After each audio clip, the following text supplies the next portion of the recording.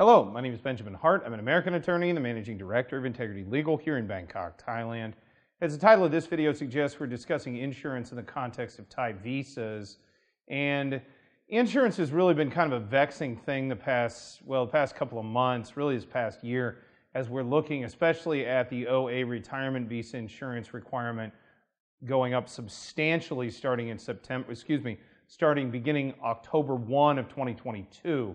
So we're definitely going to start seeing things change with respect to that. Into September is kind of the end time for that. We're kind of in the end zone, so we're looking at a couple months here left as of the time of this video with respect to insurance. But I thought of making this video basically to provide some insight into what visas are out there that don't have an insurance requirement. And I started thinking of making this video after reading a recent article from the Pattaya Mail. PattayaMail.com article is titled, "Medical Insurance is a Complex Business, Mr. Ambassador." Quoting directly, and there's a lot in that. I urge those who are watching this video, go check out that article.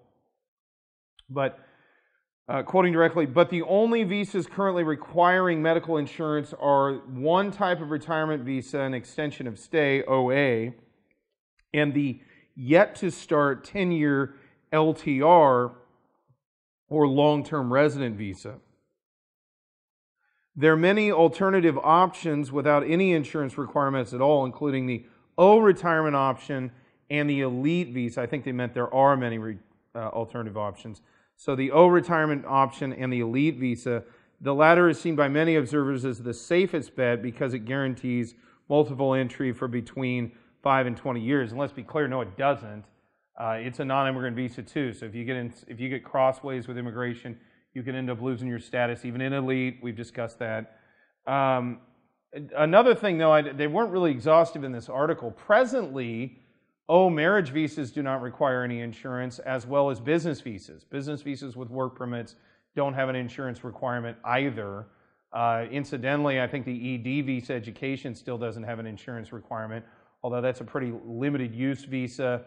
I think that's really going to get limited use again because I suspect Thai immigration is going to ratchet up enforcement efforts against ED visa holders because it's kind of viewed as, in many cases, it's viewed as being used fraudulently, and quite honestly, most of the time that's not entirely an incorrect assessment.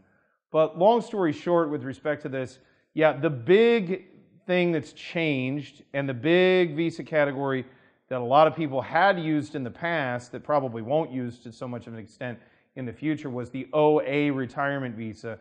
That was the main visa and remains the main visa that has this insurance requirement. The LTR we've yet to see because it doesn't exist yet. But the OA retirement visa, yes, it's had an insurance component for, I think now 3 years, and we're looking at it having an even larger insurance component or an increased insurance component starting in October 2022.